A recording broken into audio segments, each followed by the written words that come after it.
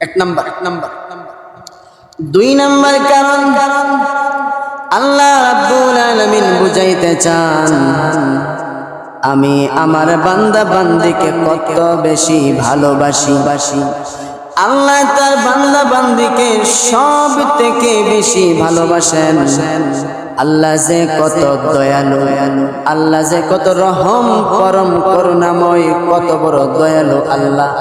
এই মেহেরবানি দয়া বুঝাবার জন্য আল্লাহ তাআলা এখানে রহমান উল্লেখ করেছে। আল্লাহ রাসূল বলেন আল্লাহ যদি রহমান না হইতেন, দয়ালু যদি আল্লাহ না হইতেন, বেনামাজি, সুদখোর, যত জিনাখোর, যত গুনাহগার, এদেরকে আমার আল্লাহ এক ডুব পানিও পান করতে দিতেন না। মুমিন ইমানদার সারা দুনিয়াতে যত বেঈমান, ইহুদি, খ্রিস্টান, যত আল্লাহর দ্রোহী আছে, মুমিন, মুসলমান, নামাজি, দিনদার, মুত্তাকি সারা অন্যদেরকে আল্লাহ তাআলা এক ডুব পানিও পান করতে দিতেন না। আল্লাহ বলেন আমি রহমান, আমি আল্লাহ দয়ালু। এজন্য সব বান্দা বান্দি যারা আমি যাদেরকে সৃষ্টি করলাম, কেউ আমারে মানে আর কেউ আমাকে মানে না। যারা মানে তাদেরকে যেমন রিজিক দেই, তাদেরকে যেমন হায়াত দিয়েছি, তাদেরকে যেমন নিয়ামতগুলো দান করেছি, যারা মানে না তাদেরকেও আমি আল্লাহ সেই রকমের স্বাধীনতাই দান করে দিয়েছি। মুমিন ইমানদার যে গাছের ফল খাবে, বেঈমানেও খাবে, আল্লাহ নিষেধ করেন নাই। মুমিন ইমানদার যেই নদীর, যে পুকুরের মাছ খাবে, বেঈমানেরাও সেই পুকুরের মাছ খাবে, সেই নদীর মাছ খাবে, আল্লাহ নিষেধ করেন নাই। কারণ আল্লাহ হলেন রহমান, আল্লাহ হলেন দয়ালু। এই দয়ালু যে কত বেশি, এটা বুঝাবার জন্য আল্লাহ এখানে রহমান উল্লেখ করেছে। আরো অনেকগুলো কারণ আছে, আরো অনেকগুলো কারণে আল্লাহ এখানে ইবাদুল্লাহ না বলে ইবাদুর রহমান বলছেন। তো আল্লাহ বলেন আয়াতের মধ্যে আল্লাহ যে বিষয়গুলো তুলে ধরছেন সেটা হলো, প্রথমত আল্লাহ বলেন ওয়া ইবাদুর রহমান,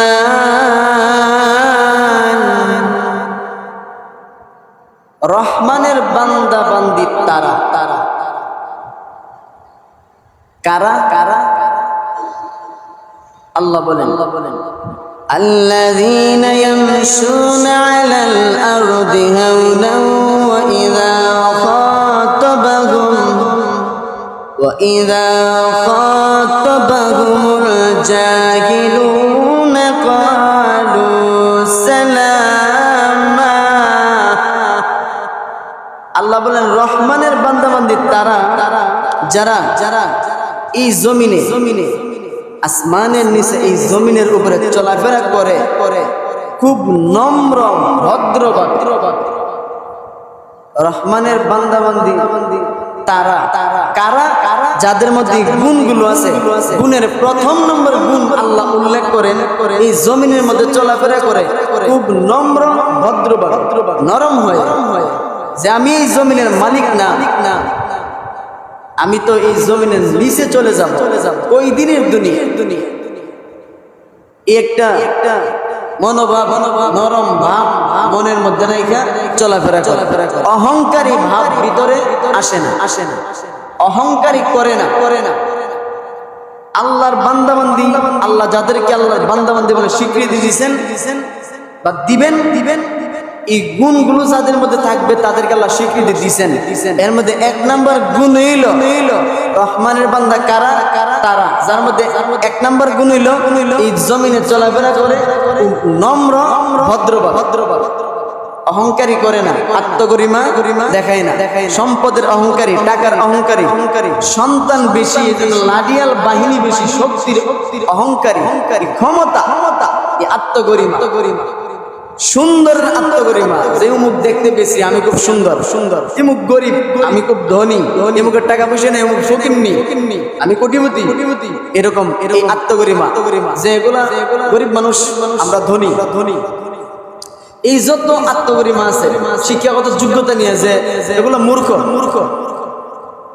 লেখাপড়া করে নাই, মূর্খ আমি শিক্ষিত, এই যে একটা অহংকারী ভাব, কোন ধরনের অহংকারী ভাব তার মধ্যে আসে না। সে করে না, অহংকার করে না, নম্র ভদ্রভাবে চলাফেরা করে। এই হলো রহমানের, আল্লাহর বান্দাবান্দির এক নম্বর গুণ। যে গুণগুলো উল্লেখ করছেন আল্লাহ, এর মধ্যে এক নম্বর হইল বান্দার মধ্যে অহংকারী থাকবে। কারণ হাদিস শরীফে আসছে, হাদিসে কুদসির মধ্যে আসছে, আল্লাহ রাব্বুল আলামিন বলেন, পৃথিবীর মানুষেরা রে, অহংকার আমি আল্লাহর গায়ের চাদর। যেই ব্যক্তি এই দুনিয়ার জমিনে অহংকারী করলো, ওই লোকটা আর কিচ্ছু করে নাই, সে আমি আল্লাহর চাদর নিয়া টানাটানি করলো। যে ব্যক্তি অহংকার করলো, সে আমার চাদর ধরে টানাটানি করলো। চিন্তা করেন, আল্লাহর চাদর ধরে টানাটানি করলে আল্লাহ কেমন খুশি, বেজার হইতো না? এজন্য আল্লাহ বলেন যে আমার বান্দাবান্দি কারা?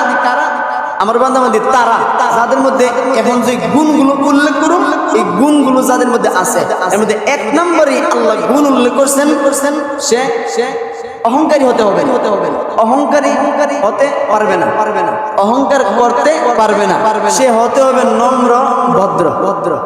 এক নম্বর ইবাদুর রহমান আল্লাযীনা ইয়ামশুনা আলাল আরদি হাওনা, সেই জমিনে চলাফেরা করবে নম্রতা ভদ্রতার সাথে। দুই নম্বর আল্লাহ বলেন ওয়া ইযা খাতাবাহুমুল জাহিলুন وَإِذَا خَاطَبَهُمُ الْجَاهِلُونَ قَالُوا سَلَامًا। দুই নম্বর গুণ হইল তাদেরকে যখন অজ্ঞ মূর্খ মানুষেরা তাদের সঙ্গে তর্ক বিতর্ক করতে আসে, ঝগড়া করতে আসে, তখন সে বলবে ক্বালু সালামা, তখন সে বলবে আসসালামু আলাইকুম ওয়া রাহমাতুল্লাহ। কয়ে যাব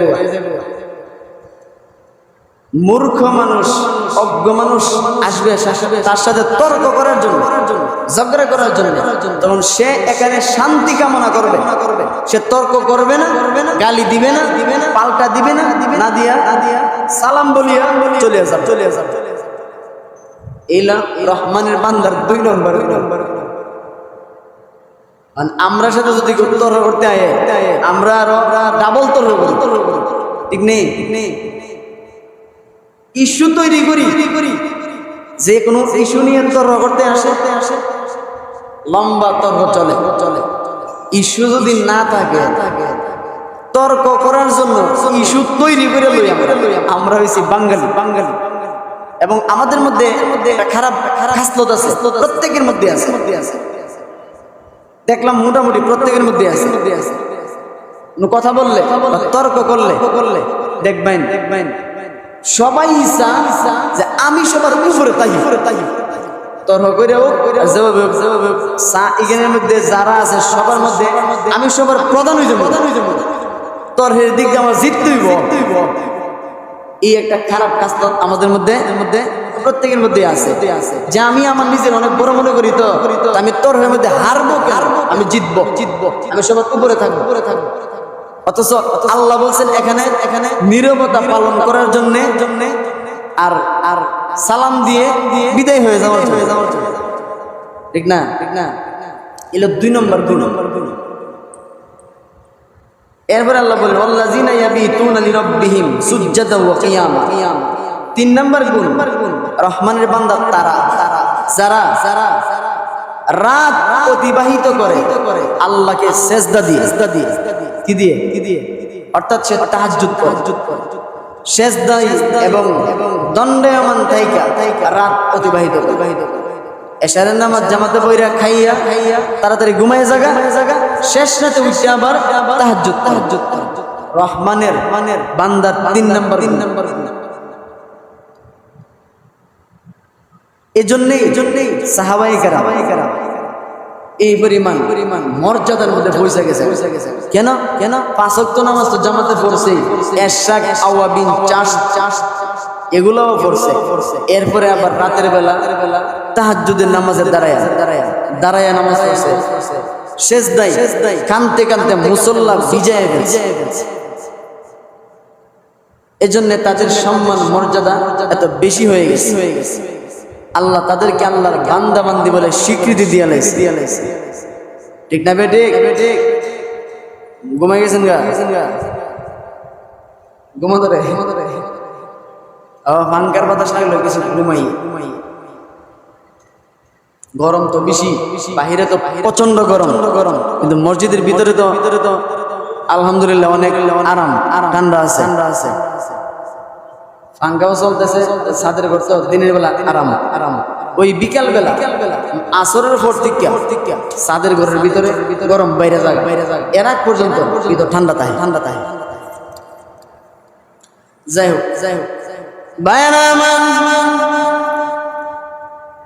রহমানের বান্দা বান্দি আল্লাহ যাদেরকে আল্লাহর বান্দা বান্দি বলে স্বীকৃতি দিবেন এদের মধ্যে যে গুণগুলো আল্লাহ উল্লেখ করেছেন 1 নাম্বার গুণ হলো রহমানের বান্দা বান্দি দুনিয়াতে চলাফেরা করবে যেন তারে দেখলে বোঝা যায় আমি এই দুনিয়ার মালিক নই এই দুনিয়ার বাসিন্দা নই আমি একজন মুসাফির আল্লাহ নবী বিশ্বনবী রাহমাতুল লিল আলামিন হাদিস শরীফে বলেন ও আমার উম্মত ও আল্লাহর বান্দা বান্দি তোমরা এমন ভাবে চলাফেরা করো যেন তুমি এখানের বাসিন্দা নয় তুমি এখানে বেড়াইতে আসছো তুমি একজন মুসাফিরের মতো চলাফেরা করো কারণ এই দুনিয়া ক্ষণস্থায়ী জিন্দেগি চিরস্থায়ী নয় কেউ চিরস্থায়ী এই দুনিয়াতে থাকতে পারে নাই আর পারবেও না যিনি থাকার কথা আমাদের নবী তিনি যখন থাকতে পারলেন না আর কারো থাকার কোনো প্রশ্নই আসে না আদম নবী থেকে আমাদের নবী পর্যন্ত কোন নবী রাসূল বা পয়গম্বর চিরদিন থাকতে পারেন নাই চলে গেছেন আমরাও চলে যাব সুতরাং আমরা হইলাম ক্ষণস্থায়ী জিন্দেগির বাসিন্দা অর্থাৎ আমরা মুসাফির এজন্য রাসূল বলেন এমন ভাবে চলাফেরা করো যেন তোমারে দেখলে বোঝা যায় তুমি একজন মুসাফির এরপরে নবীজি বলেন আল্লাহ আমাদেরকে দুনিয়াতে পাঠাইছেন আল্লাহর ইবাদত দাসত্ব গোলামির জন্য আল্লাহর ইবাদত দাসত্ব গোলামি ঠিক রেখে হালাল পথে হালাল ইনকাম করতে করতে সম্পদ তুমি আসমান পর্যন্ত কামাই করো কোনো অসুবিধা নাই আল্লাহর ইবাদত সঠিকভাবে কইরা আল্লাহর ইবাদত ঠিক রাইকা হালাল পন্থায় হালাল ভাবে crore crore million billion trillion টাকার মালিক তুমি হয়ে যাও তোমার সম্পদ আসমান পর্যন্ত লেগে যাক কোনো বাধা নাই আর যদি আল্লাহর ইবাদত দাসত্ব গোলামি না করো আল্লাহ রাসূলের কথা চিন্তা ভাবনা না করো পরকালের চিন্তা তুমি না করো পরকালের চিন্তা ফিকির না করো কবরে কি যাবা আসরের ময়দানে আল্লাহর সামনে কি নিয়ে দাঁড়াবা আল্লাহ তাআলা প্রশ্ন করে কি জবাব দিবা এই জিকির তোমার যদি না থাকে আল্লাহর রাসূল বলেন আদ-দুনিয়া জিফাতু ওয়া তালিবুহা কিলা আল্লাহ রাসূল বলেন আল্লাহ রাসূল বাদ দিয়া পরকাল বাদ দিয়া আল্লাহর ইবাদত দাসত্ব গোলামি বাদ দিয়া যে সমস্ত মানুষগুলো দুনিয়ার পিছনে লেগে গেছে, দুনিয়ার ইনকামের পিছনে লেগে গেছে, বিলাসের পিছনে লেগে গেছে, দুনিয়াতে পড়ে গেছে, দুনিয়ার মায়ায় মহব্বতে দুনিয়ার মোহে পড়ে গেছে, আল্লাহর রাসূল বলেন আদ দুনিয়া জিফাতু ওয়া তালিবুহা কিলাব। ওই লোকগুলো হলো দুনিয়ার কুকুর। কুকুরের সাথে রাসূল তুলনা দিয়েছে। রাসূল বলেন কিলাব, কালবুন শব্দের অর্থ হলো কুত্তা। একটা কুত্তাকে বলা হয় কালবুন, আরবিতে। আর বহু কুকুর সমূহ এর আরবি হলো কিলাব, বহু বচন। রাসূল বলেন পরকালের চিন্তা ভাবনা বাদ দিয়া, পরকাল বাদ দিয়া, আল্লাহ রাসূল বাদ দিয়া যারা দুনিয়ার পিছনে লাগছে, দুনিয়া ওই গেল হইলো দুনিয়ার কুত্তা। কারণ রাসূল ব্যাখ্যা দিয়েছেন কেন? কারণ এই দুনিয়া হইল মরা জানোয়ার, মরা জানোয়ারের সাথে রাসূল তুলনা দিয়েছেন দুনিয়ারে। তো মরা জানোয়ার, আপনার বাড়ির একটা গরু মরে গেছে, দেখি ফ্রিজে ঢুকাই রাখবেন না ফালাই দিবেন? গরু মরে গেছে, ফালাই দিবেন। এখন গরু ফালাই দিলে এটা কি শুধু কুকুরই খা না শিয়ালেও খা? শিয়ালেও খা, ঠিক না? শকুনেও খা। কিন্তু রাসূল শিয়াল না কইয়া, শকুন না কইয়া কুত্তার সাথে তুলনা করছেন কেন? মুহাদ্দিসিনে কেরাম বলেন শিয়ালের স্বভাব হইল সে রাত্রে আসে, খায়, আবার তার বাসার যায়, ঠিক নেই? দিনের বেলা আয়ে না। শকুন দিনের বেলা মরা জানোয়ার খা, সন্ধ্যা হয়ে গেছে তার বাসার জায়গা। এই একটা প্রাণী এটা কুত্তা, দিনেও কা রাইতেও কা মরা জানোয়ার যতক্ষণ শেষ না হইছে ততক্ষণ কুত্তা এখান থেকে বিদায় হবে। তার মালিকের কথা কুত্তায় বুইল্লালা, ঠিক নেই? রাসূল বলেন ঠিক তেমনি ভাবে ওই সমস্ত মানুষ যারা আল্লাহ ভুলে গেছে, রাসূল ভুলে গেছে, পরকাল ভুলে গেছে, সব বাদ দিয়া খালি দুনিয়ার পিছনে লেগে গেছে, এরা ওই কুকুরটার লাগান যেটা মালিক বললে মরা জানোয়ারের পিছনে লেগে গেছে। কথা বুঝেন? আদ-দুনিয়া জিফাতু ওয়া তালিবুহা কিলাব। রাসূল বলেন যারা পরকাল বাদ দিয়া, ইবাদত বন্দেগী বাদ দিয়া, আল্লাহ রাসূল বাদ দিয়া লাগিয়া যায় দুনিয়ার পিছনে, এগুলো হইলো দুনিয়ার কুকুর। যাক, এজন্য নবীজি বলেন এই দুনিয়াতে তুমি জিন্দেগি কাটাও, আল্লাহ যতদিন হায়াত তোমাকে দিয়েছেন তুমি থাকো। তোমার রিজিকে আল্লাহ যা কিছু লিখছেন তা তোমার কাছে অটোমেটিক চলে আসবে। তোমার নসিবে, তোমার কপালে, তোমার ভাগ্যে আল্লাহ যা কিছু লিখছেন অটোমেটিক তা তোমার কাছে আসবে। কেহই বাধা দিয়া তোমার কোনো কিছু ফিরাইতে পারবে না, বরং সর বাড়বে। তুমি যদি নেক আমল করো আর নেক আমলের উসিলা দিয়ে আল্লাহর কাছে কোনো কিছু চাও, নেক আমলের উসিলা দিয়ে আল্লাহর কাছে দোয়া করো। তোমার মা বাবা যদি তোমার জন্য দোয়া করেন, বুজুর্গানে দিন, বুজুর্গ উলামায়ে কেরাম যদি তোমার জন্য দোয়া করেন, আর তোমার ভাগ্যে আল্লাহ ওই জিনিসটা দেন নাই যে জিনিসটা তুমি চাইতেছো, দেখা গেছে নেক আমলের উসিলায় অথবা মা বাবার নেক দোয়ার কারণে অথবা আলেম উলামার নেক নজর, নেক দোয়ার কারণে তোমার ভাগ্যে ছিল না, কিন্তু আল্লাহ তাআলা নতুন করে তোমার ভাগ্যের মধ্যে জিনিসটা দিয়া দিবে। এই রাস্তাটা আল্লাহ খোলা রাখছে। আর একটা বিষয়, মানুষ যখন জিনা করে মানুষের হায়াত কমে যায়, মানুষ যখন মিথ্যা কথা বলে হায়াত কমিয়া যায়। আল্লাহ আপনাকে 60 বছর হায়াত দিছিল, মিথ্যা কথা বলার কারণে হইতে পারে 5 বছর কমে যায়, 1 বছর কমে যায়, 1 মাস কমে যায়, 1 দিন কমে যায়। আপনি চিন্তা করেন একটা মিথ্যা কথা বললে যদি 1 দিন আপনার কমে যায়, কথার কথা যদি একদিন কমিয়া যায়, আপনি যদি 60টা মিথ্যা কথা বলেন 60 দিন কমে গেছে, তার মানে আপনার হায়াতে জিন্দেগি থেকে 2টা মাস আপনি মিথ্যা কথা বলিয়া কমায়া ফেলছেন। বুঝেন? এতে পালা করে কেমনে বুঝেন?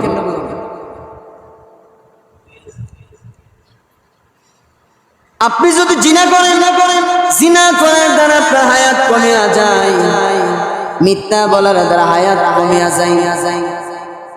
এই ধরনের আরো কিছু পাপের কাজ আছে, এগুলা করার দ্বারা হায়াত কমিয়া যায়।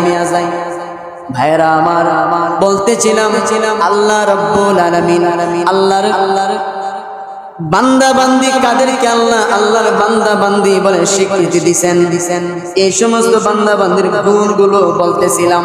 1 নাম্বার আল্লাহ বলেন আল্লাহর বান্দা বান্দি বলে স্বীকৃতি আল্লাহ দিছেন ওই লোকগুলোকে যাদের মধ্যে এই গুণগুলো আছে। 1 নাম্বার গুণ হলো ওই বান্দা বান্দি যখন জমিনে চলাফেরা করে নম্র এবং ভদ্রতার সাথে চলাফেরা করে, অহংকারী করে না, নম্র ভদ্রতার সাথে চলাফেরা করে। 2 নাম্বার, মূর্খ লোক যদি তার সাথে তর্ক করতে আসে তখন সে বলবে কলু সালামা, ওই ব্যক্তি সালাম দিয়া বিদায় হয়ে যাবে, তর্ক করবে না। কারণ মূর্খের সাথে শিক্ষিত লোকের তর্ক খাবে না। আল্লাহ রাসূল বলেন তর্ক তার সাথে করো যার সাথে তর্ক করলে তোমার ফায়দা হবে, এলেম বাড়বে, শিখতে পারবা, জানতে পারবা, তার সাথে তর্ক করো। আর এমন লোকের সাথে তর্ক করিও না যে লোকের সাথে তর্ক করলে তোমার বুদ্ধি নষ্ট হয়ে যাবে। এমন লোকের সাথে তর্ক লাগছে শেষে এখন দেখা গেছে নিজের মিজাজ নষ্ট হয়ে গেছে, এখন শেষে গালাগালি শুরু করে দিয়েছে। কারণ হে আপনার কথা মানেও না, বুঝেও না, আমরা বুঝাই পারো। এই জন্য এই লোকের সাথে তর্ক না করে সালাম দিয়া বিদায়। এলো আল্লাহর বান্দার 2 নম্বর। আল্লাহ যাদেরকে আল্লাহর বান্দা বলে স্বীকৃতি দিয়েছেন 2 নম্বর। 3 নম্বর গুণ আল্লাহ রাব্বুল আলামিন বলেন আমার বান্দা বান্দি কারা জানো, তাদের মধ্যে যেই গুণগুলো আমি উল্লেখ করলাম এর মধ্যে 3 নম্বর গুণ হলো তারা রাতের বেলায় দাঁড়াইয়া এবং সেজদা দিয়ে আমি আল্লাহর শুকরিয়া আদায় করে, অর্থাৎ নামাজ আদায় করে, তাহাজ্জুদ পড়ে, রাতের নামাজ পড়ে, কিয়ামুল লাইল পড়ে, তারা হইল আমার বান্দা। এরপরে আল্লাহ বলেন ওয়াল্লাযীনা ইয়াকুলুনা রাব্বানা ইসরিফ আন্না আযাব জাহান্নাম ইন্না আযাবাহা কানা গরামা। 4 নম্বর আল্লাহ বলেন এবং তারা বলে হে আমার রব, ও আমার পরওয়ারদিগার, ও আমার আল্লাহ, আমাদের হতে জাহান্নামের শাস্তি তারে দূর করিয়া নে। আল্লাহর বান্দার 4 নম্বর গুণ, আল্লাহর বান্দা সব সময় আল্লাহর কাছে দোয়া করে রব্বি, ও আমার রব্বানা ইসরিফ আন্না আযাব জাহান্নাম ইন্না আযাবাহা কানা গরামা। আল্লাহর বান্দার 4 নম্বর গুণ, আল্লাহর বান্দা সব সময় আল্লাহর কাছে দোয়া করে রব্ব কারীম, ও পরওয়ারদিগার আলম, আমার কাছ থেকে জাহান্নামের আযাবকে দূরে সরায় নেন, এর শাস্তি নিশ্চিত বিনাশ। জাহান্নামের আযাব বড় কঠিন আযাব, আমি সইতে পারবো না। এজন্য আমার কাছ থেকে জাহান্নামের আযাবকে দূরে সরায় নেন। এজন্য আল্লাহ তাআলা অন্য আয়াতের মধ্যেও শিক্ষা দিয়েছেন, ও আমার বান্দা বান্দি তোমরা আমার কাছে এইভাবে দোয়া করো রব্বানা আতিনা ফিদ দুনিয়া হাসানাতাও ওয়া ফিল আখিরাতি হাসানাতাও ওয়া কিনা আযাবান নার। ও পরওয়ারদিগার, রব্বানা আতিনা ফিদ দুনিয়া হাসানাতাও, ও পরওয়ারদিগার দুনিয়াতে আমাদের কল্যাণ দান করুন, ওয়া ফিল আখিরাতি হাসানাতাও, আখিরাতেও কল্যাণ দান করো, ভালাই দান করো। ওয়াকিনা আযাবান্নার, এবং পরকালে জাহান্নামের আগুন থেকে আমারে তুমি বাঁচাইয়া দাও। এটা এমন একটা ইন্টারন্যাশনাল দোয়া।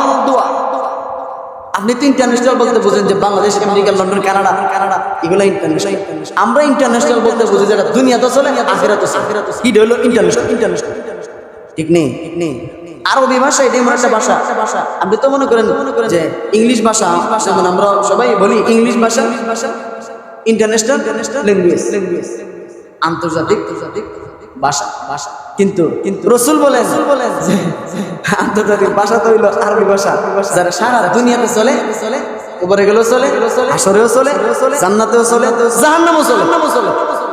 জাহান্নামেও ওই কেন ফেরেশতারা আরবিতে কথা কইবো, আমনেও আরবিতে চিল্লাই না। যাক, এই দোয়াটা হলো ইন্টারন্যাশনাল দোয়া, যেটার মধ্যে দুনিয়া আখিরাতের কথা। রব্বানা আতিনা ফিদ দুনিয়া, আল্লাহ আমারে কল্যাণ, মঙ্গল, ভালাই দান করো এই দুনিয়াতে। অফিল আখিরাতি হাসান, ও আল্লাহ আমারে পরকালেরও ভালাই দান করো, কল্যাণ দান করো। এরপরে ওকিনা আযাবান্নার, তুমি যে কঠিন আযাব দেওয়ার জন্য যে আগুন বানাইছো, আগুন, জাহান্নামের আগুন, ওই আগুন থেকে আমারে মাফ করে দাও, আমারে বাঁচাইয়া দাও, আমারে কিন্তু আগুনও দিও না, আমি কিন্তু সইতে পারবো। তাহলে দোয়াটা আল্লাহ নিজে শিখাইছে, তো এই জন্য বিরাট দামি, ঠিক না?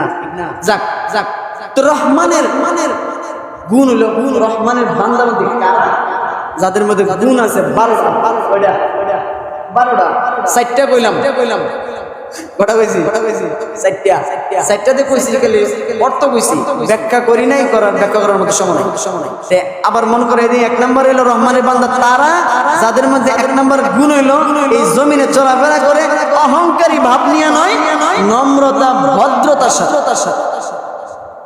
তার মধ্যে আত্মগরিমা নাই, অহংকারী ভাব নাই, আমি এরকম নাই। তার মধ্যে আছে নম্রতা, ভদ্রতা, নরম। 2 নম্বর গুণ হইল ওয়াইবাদুর রহমানিল্লাযীনা ইয়ামশুনা আলাল আরদি হাওনা ওয়া ইযা খাতাবাহুমুল জাহিলুনা ক্বালু সালামা। 2 নম্বর গুণ হইল মূর্খ লোক যখন তার গালি দেয় বা তার সাথে তর্ক করতে আসে, তখন সে বলে ক্বালু সালামা, সে বলে শান্তি কামনা করি, তোমারও শান্তি নাজিল হোক, আমারও নাজিল হোক, আসসালামু আলাইকুম। ওই সে জাগা তর্কে লিপ্ত হয় না। 2 নম্বর গুণ হইল সে মূর্খের সাথে তর্কে জড়া না, সে সালাম দিয়া বিদায় নেয়। এলা 3 নম্বর গুণ রহমানের বান্দাবান্দি তারা যারা 5 ওয়াক্ত নামাজ তো পড়ে, রাতেও কিয়ামুল লাইল পড়ে, অর্থাৎ তাহাজ্জুদ পড়ে। 4 নম্বর গুণ হইল সে সবসময় দোয়া করে রব্বানা সরিফ আন্না আযাব জাহান্নাম ইন্না আযাবাহা কানা গরামা।